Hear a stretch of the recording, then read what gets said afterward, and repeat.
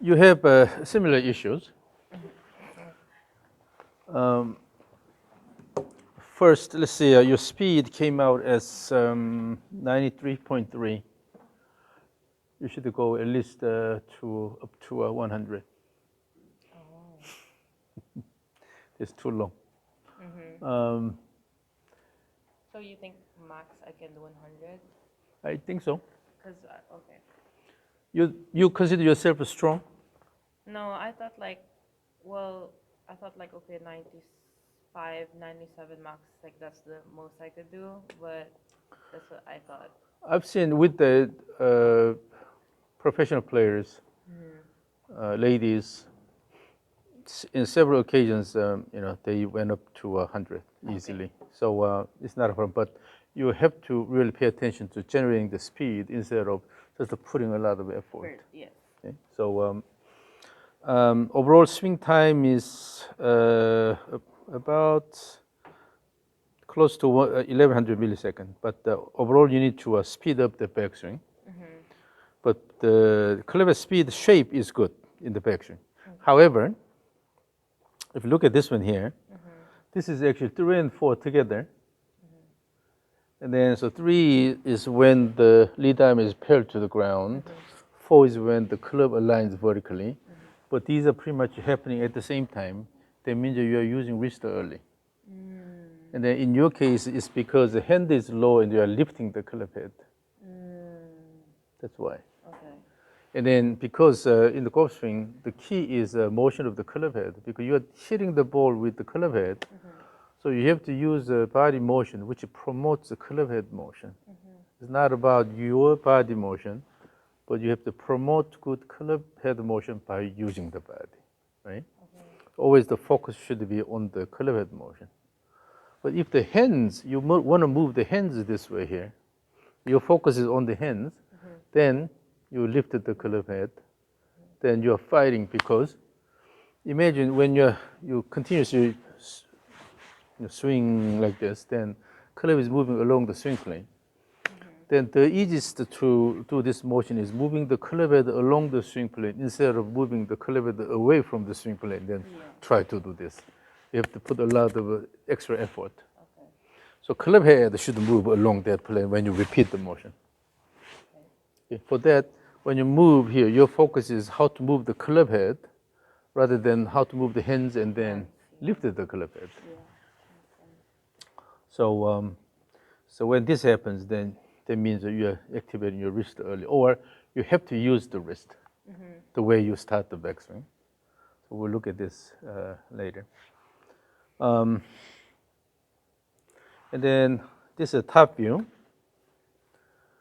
So particularly in your 5-iron, the ball went consistently this way here. It's because the ball is going slightly rightward and then going that way. When the ball flies far, then if you have a spin, then eventually the ball come back. But so the ball is initially starting outward. It's because your swing plane is outward. Okay. So at impact,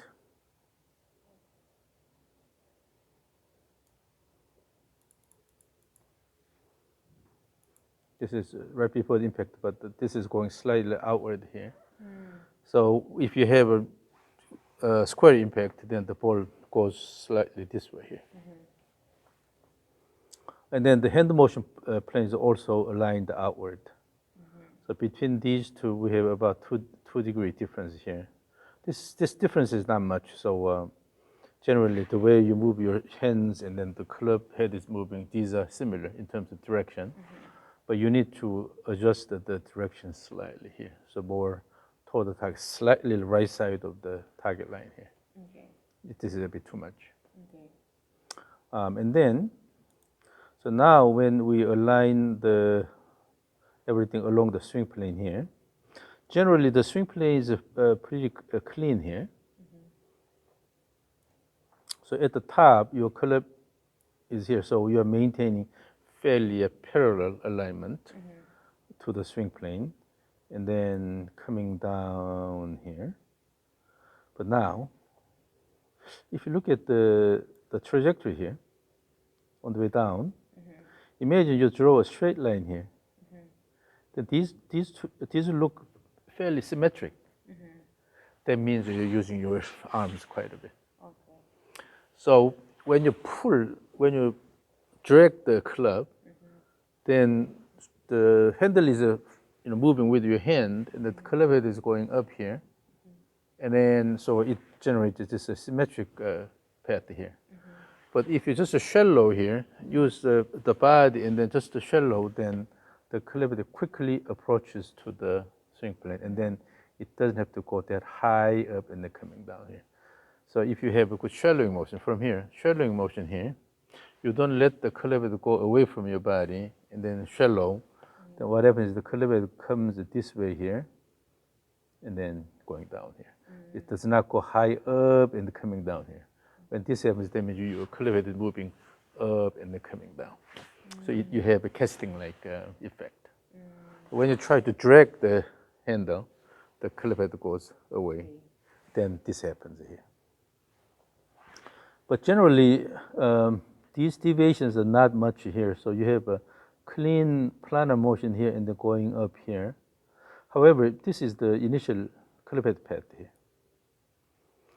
So here your hands are located below the swing plane. This is normal here. But once you start the backswing, club head is lifted here. Instead, the club has to follow this path here. So imagine this. If your focus is on the motion of the white ball here, from here, your white ball should follow the right path here and then come back here. What's happening is you want to move your hand a certain ways, but then this is lifted here. So in other words, in your motion, you are more focusing on the hand motion rather than the club. Yeah. So because what's important is the white ball motion here. Imagine you are going just easy like this. Then the motion mainly, what you have to move is the white ball here nicely. But your hands are moving this way, you are lifting the club head here. So then you are wasting your force here because you have to lift this. And particularly when you introduce the off-plane motion, this is the swing plane here. When this is basically pretty much move along the swing plane, then you have the simplest motion. But when you have this off-plane motion, you're just wasting your energy, right? So it's important to feel the right path of the club head. So we can use the board like that to practice that. Okay. So let's work with that.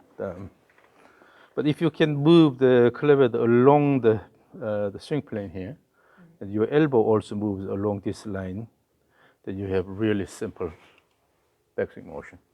And then what happens is it goes along the swing plane, and then you will have a little looping motion here, and then quickly coming down toward the swing plane. So when you continue this motion, let the club head go this way here, then eventually the hands and the club goes a bit above the swing plane. You have a nice looping motion, and then shallowing here, and then let it go. So, so instead of lifting the club head early, just let it go along the path. So you have to pay attention to the club head motion instead of hand motion.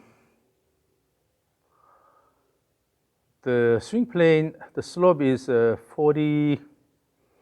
about 44 degrees. And then your hand motion plane is 56. So your hand motion plane is steeper than typical here. So let's see what happens here. Let me add the hand pad. Part of the reason why your hand motion plane is steeper than usual is you also have this stuck elbow issue here. The elbow is coming down this way here.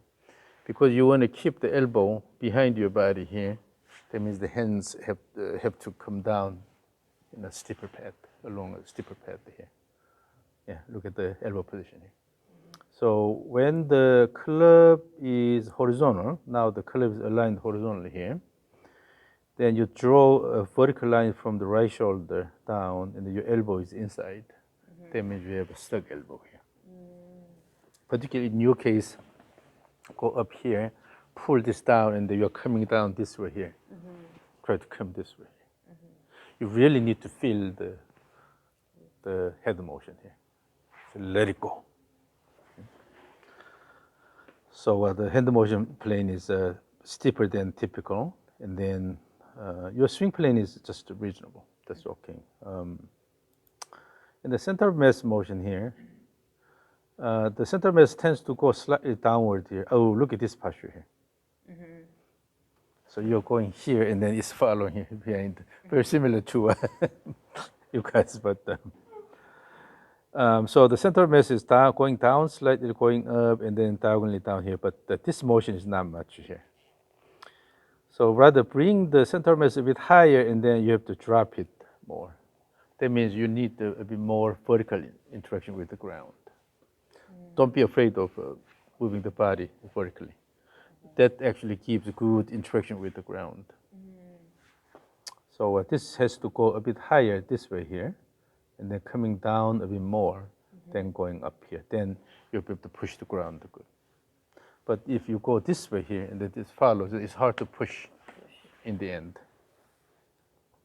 Yeah, this posture is, you see, it's stuck, the elbow is stuck here, and then your hip is here. When the club is horizontal, if you have good speed, then the hand should be pretty much in front of your thigh here. So it has to come here rather than behind here.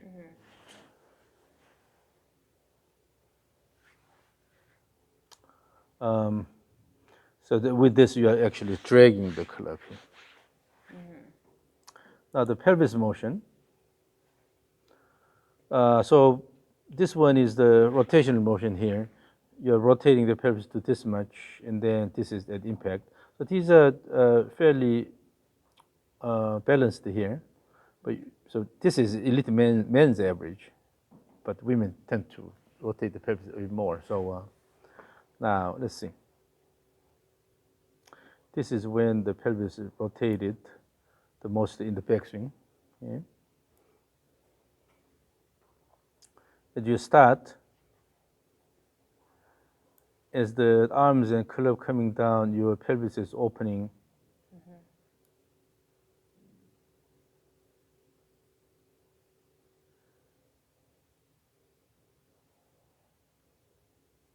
And your elbows are flexed quite a bit here. So this is a chicken wing posture. It's because you try to pull this. Instead, you have to throw, and then you have to let it go. So here, the motion is, if you try to pull this, so from here, if you try to pull this, then naturally you come this way here. Yeah. But if you let it throw and then let it go, then this happens. So you should be able to extend your lead arm well after the impact here, well extended here. Yeah, so throw instead of pull this. So in the second half of the downswing, the main thing is to give enough speed to the club while slowing down your body. But if you keep dragging here, then what happens is you are still turning your body quite a bit here. You're not quite giving the momentum to the club here. So instead, on the way down here, or this motion, let the club go in front of your body. Then you don't have to move your body a lot. But when you come this way here, then your body has to turn quite a bit.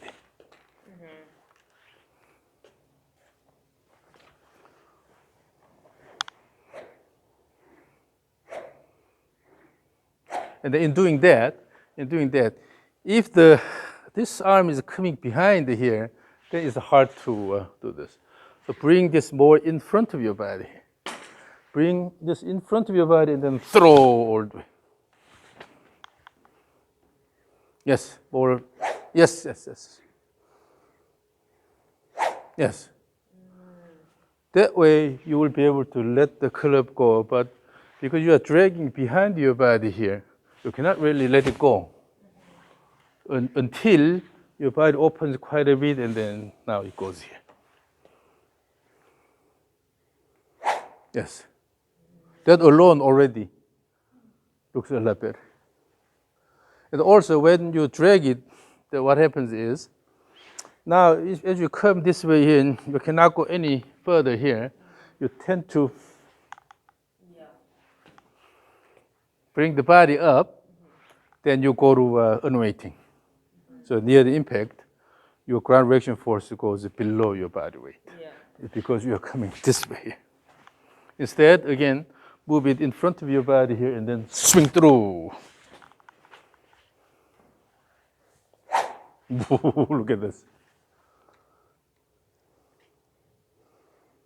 Yes, yes. So when you bring it behind your body, then this becomes an obstacle here. Your arm wants to go faster here, but it's colliding here, right? Then you have to go this way here and then jump here. But if you guide it in front of your body, then no obstacle here. You can let it go through.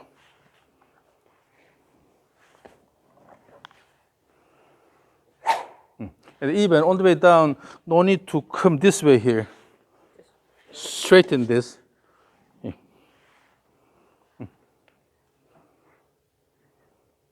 Yes, yes. So keep that in mind that your elbow has to come in front of your body here and then let it go.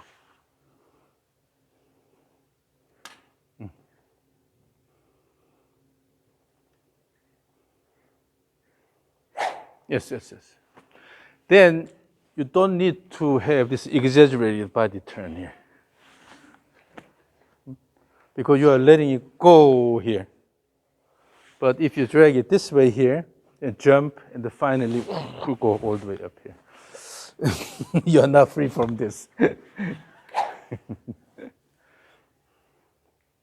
And then when you go backward here, it should be more active. That was a bit rushed. So what you need to feel is active backswing and then have this wind up here. Wind up and then let it go in front of your body.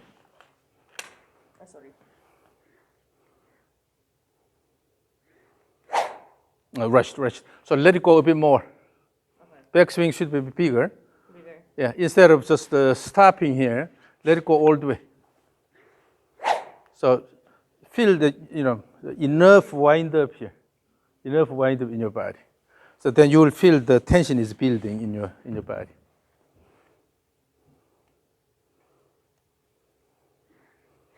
You stopped about here. Yeah. You have to let the head go more.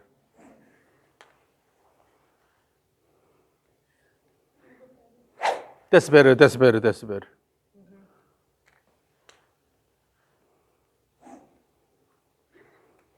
Yeah. So when you let the head go a bit more, then you don't rush. Yeah. Because you have more time here. Yeah. Then you have more wind up with that.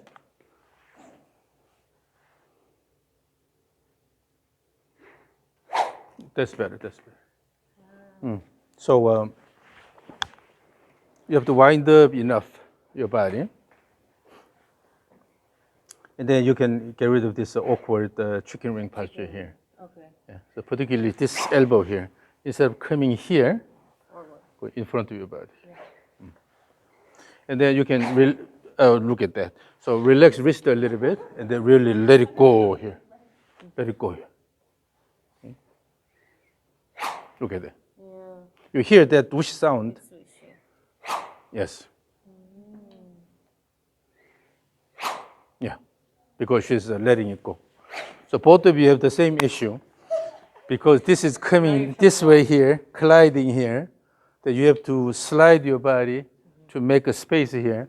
That's why bouncing motion is all screwed up here. Ooh, look at that. Yeah, record it. Record the swing. I'll record you swing. So essentially, you can help each other. Essentially, we can help each other. Yeah, because you have similar issues. Now the flow is easy because you are throwing the club head and then have good finish. Yeah.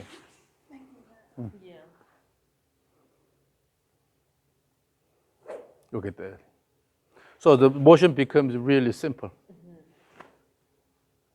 And then you are promoting good club head motion. Yeah. So when you swing, do not, get rid of the idea of pulling this here. Rather, you are throwing the end point. Yeah, throw the end point. You hit somebody. Yes, yes, yes. A bit rushed the butt. Yeah. So give a bit more time at the top here. Wind up and wait here and then throw here. This time not enough wrist cock here. So a bit relax your wrist here. Wait here and then throw by using the body together. And then throw instead of. Okay. So before it is completed, if you try to pull, then you are essentially fighting with your club. Yeah. Wait and then drop. It's okay to drop the club head here. Okay. So when you try to just hold it there, go up. When you try to hold it here, then you're fighting, but let it go a bit more. This is okay. Put the hip in, and then have a little bit reverse pivot posture. Oh, no. You are strong. I can tell you are strong, so that means you have potential here. But here, so then you can let it go a bit more here. So assume slight reverse pivot posture here. When you have a good wind up here, then throw, and then throw the end. Oh, okay. Can I do it slow mo first? Shut up. So one good practice is actually this. One good practice is when you try to wake up your body, what you can do is go up here from here.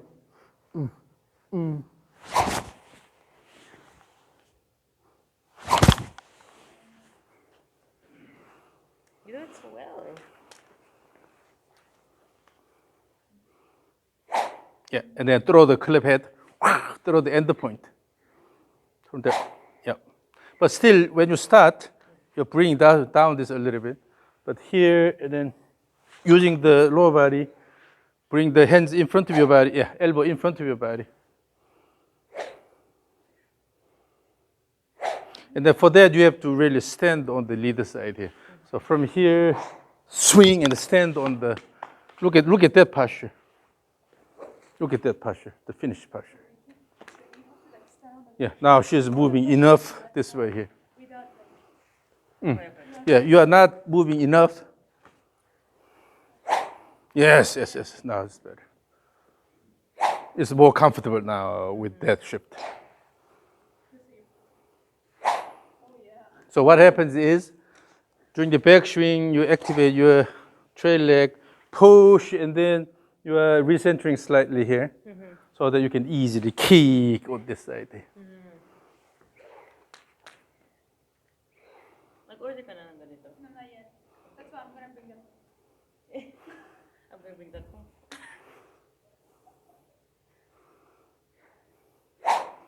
Yeah. So try to stand on this side, on the lead leg.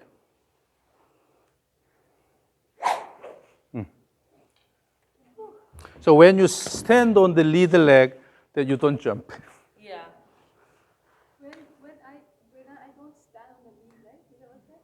Don't like stand on the lead line. If you don't, you jump. Oh yeah. Have to pressure yourself. That's good. So when you have enough recentering here, then swing and you'll stand on this side. Yeah, like that. Yes, now that's better. Yes, you are really letting the end go. So this is the idea. Yes. So essentially, what you need to do is promote a good end point motion here. But then moving your body like this does not help at all.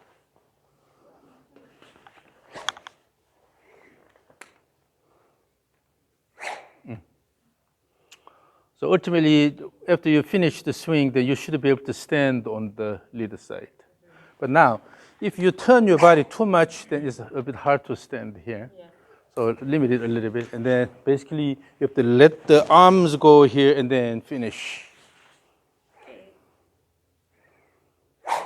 Yeah, but look at that finish position.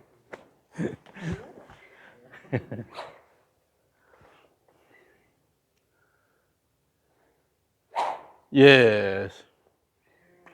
So you don't have to jump, and then you are standing on the leader side. Yeah, that's good. So, and then also when you let the end go here, there's no reason to keep the elbow Elbow. flexed like this. Yeah. Yeah. Look at that. But you are not in the view, so Please come here. no. We need to record this again, so the way you swing, and then you guys can help each other. Oh, I can hear you. Yeah, so stay on this side here. Yeah. Yep. Wow. You And now improved she's not jumping, Yeah. and then she's basically nicely turning around instead of like this. Last week. Last week. Yeah. Last week. What's the same with eyes? Yep. Just a throw. So when you throw the club head, then naturally arms are well extended here, and you are letting it go instead of try to drag it. Yeah. Yep. So already now you feel what it is like. Then that's good. So you can feel it, and you can also watch. Then you can help each other. So always the nice thing about the group session is, Group. Yeah. yeah, you can experience, you can feel it, and you can also watch. Then, yeah. So, and then with that, you don't have to really lift the heel like this Yeah. and jump. Rather, swing and then stand on the either side and finish like this. When you jump, then what happens is. So if you look at your follow through here, look at this. Still, this is arm, and then clips almost straight here. So you just go like this. Instead, here, then let it go, and then finish. So it's going around your shoulder.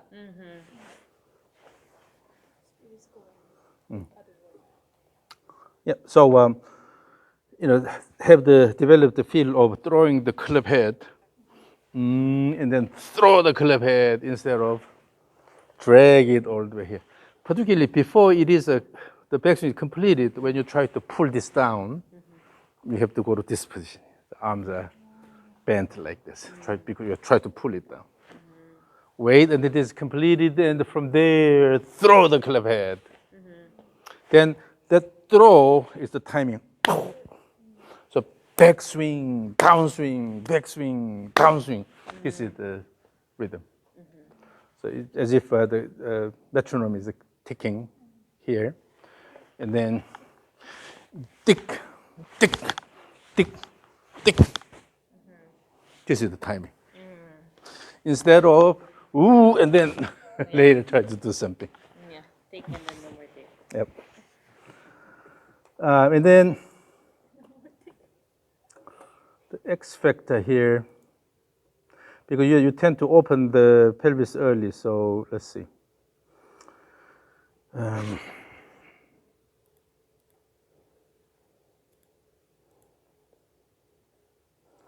So this is separation between the hip line and shoulder line here.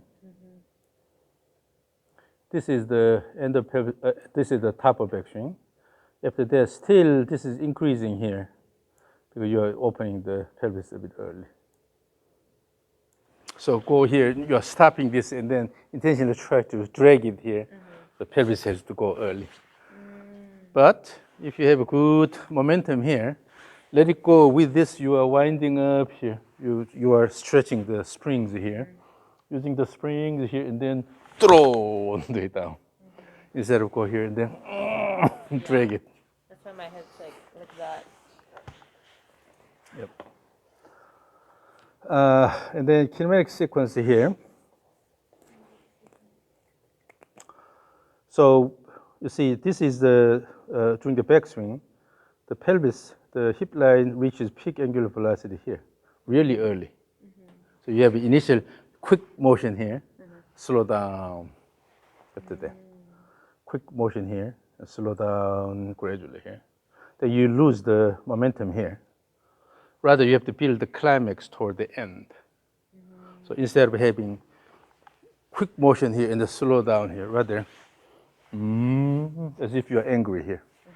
Angry, you try to hit somebody really hard, then you have to wind up here, right? Yes. You have to build the climax more toward the end instead of early here and then slow down. But once you have the image of throwing here, you start using the wind up better, then automatically you will be able to build that. Okay? But this pelvis motion, pelvis peak angular velocity during the backswing is too early here. And then the thorax and the shoulders here also relatively early. But rather all these should happen at least in the middle here. So delay these a little bit. That means initially you start moving the body, then build action here. But because you are lifting the clavicle like this, you have an early motion, and then here you don't have anything to, you cannot do anything here. Yeah. Let the clavicle go around. Let it go around, then you have best motion here.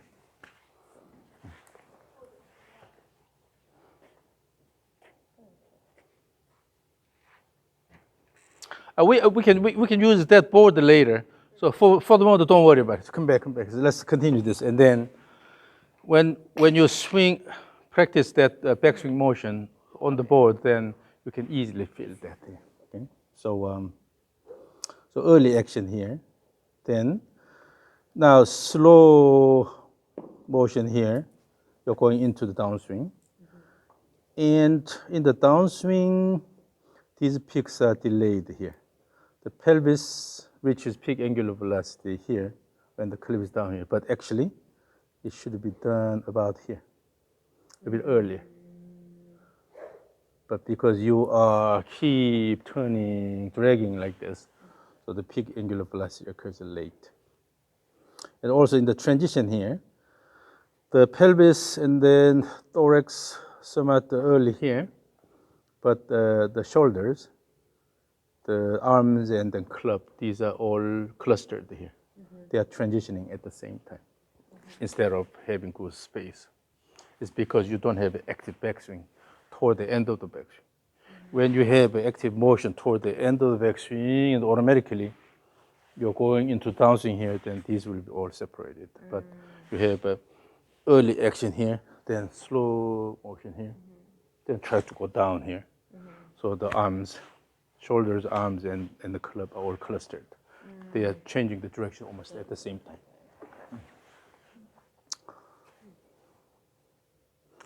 And then, now this is how you use the ground here. So initially you have a bit more force acting on the lead side here. So you're starting that way. And then, so you have large force on the trail side here. Up to this point, it's normal. But because this is happening early, and then after that you have a lot of time in the backswing, so everything is slowing down. So when you have good push here, then you have good unweighting. The force goes above your body weight and then go below the body weight. If this goes a bit more, then this goes down more. So that's an active vertical action. But because your backswing is relatively slow, no need to do that. So that's why you don't have a good push here, not much unweighting here. So then you are starting unweighting again from here.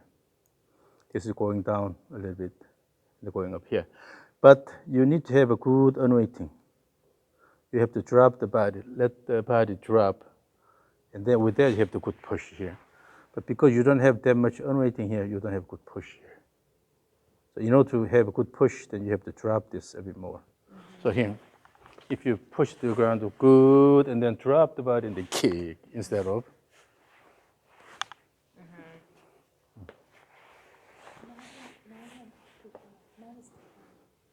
Yeah, you were pushing too high. And then also this is a bit, considering this not much unrating and then this is pushy here. This is, considering this one, this is not much. So what happens is still at impact you have this unrating here because your body is already sort of jumping into impact. In your case, you had really high force and then you have unrating here. But without that much force, still you are unrating. It's because you don't have that much unrating before this here.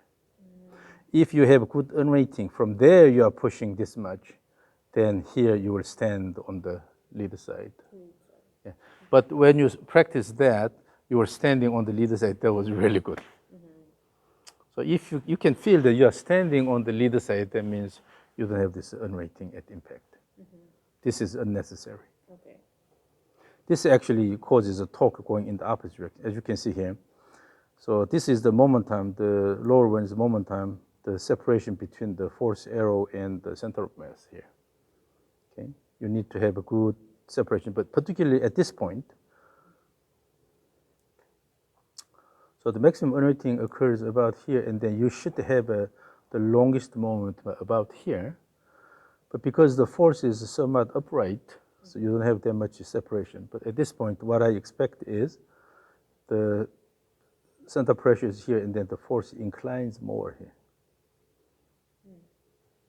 That means you should have a good push and then bring the body recentering here. Push and the recenter here. Then now as you kick, you're standing on the leader side. So in order to use the leader leg well, then during the backswing, you should have a shift away and then recenter here. So you are creating a favorable condition. If your leg goes slightly bent here, easy to kick and then turn around. Stand on this side, right? So, but if this force is almost upright, that means you don't have much horizontal force here.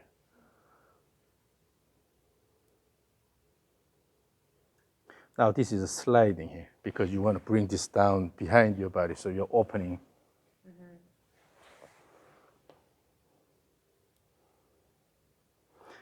And then usually, in this case, what happens is, if you don't move if you don't shift the body enough, and then try to push the ground hard, then the force is acting away. So the separation becomes short here. Then you will not be able to generate that much torque here. So at this point, if you can stand on the leader side, then the force still will go more upright when you stand on.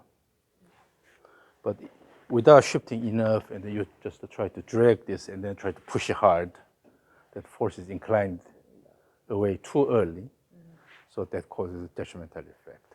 But here, shift it this way and then stand on the leader side in the swing. As you kick, the force is more going upward here instead of going this way. So that's why you need to have enough pelvic shift toward the target here. It's not sliding to make a space here, but rather more active recentering here, and then you're putting this here, and then swing, and then finish. I cannot do that because I have really bad left ankle from, soccer, playing soccer, a lot of soccer. So then here at this point here, still your elbows are bent like this. There's a chicken wing here, and you're already losing the ground reaction force. It is also acting on the left side of the center of mass, so it's actually generating torque in the opposite direction. It's going at negative here. So the rotation is still going this way, counterclockwise, but your torque is going clockwise. This is because of jumping here, the unrating coming from jumping. So I have the image of standing on the leader leg, swing and stand on the leader leg instead of limiting this and then swing and almost a jump. So you do have a similar issues, exaggerated follow through. That's coming from dragging this all the way here. But rather, as you now feel, let it go through the end, then no need to do that. And then throw in the stand on the lead side. And then, as I said, you can increase the speed quite a bit with that. Okay, I don't think 100 is impossible. Really? Yay. I thought 95 was impossible already. As you know, Korean ladies, the swings are really pretty, but sometimes, most times they lack dynamics. Nowadays, young generation players, they hit a lot farther. Okay, they have active, real active motion, but maybe the generation of Nayan, Choi, and those. Very slow. Yeah. Like, Motion looks really pretty, yeah. but they lack dynamics. But even in that generation, when I worked with golfers, they reached 100 miles per hour easily. It's just a matter of reprogramming your body motion. But the focus should be promoting the motion of the end point, not your body. Okay. So you have to use your body to promote that. And then more than anything, you have to have the image of really throwing the end point. And then finish here instead of. In order to drag, in order to use your force, you tend to have a wide stance here. With this, try to drag all the way here. Then what happens is you're pushing the ground laterally too much. The force acts this way here. And then you jump, the force goes the other side. Actually, it creates a detrimental effect instead of helping. Okay. Yeah. So, any questions? No, makes sense. So now you know what to do. And particularly for this action here, eliminate this. Let's feel how to start the action here.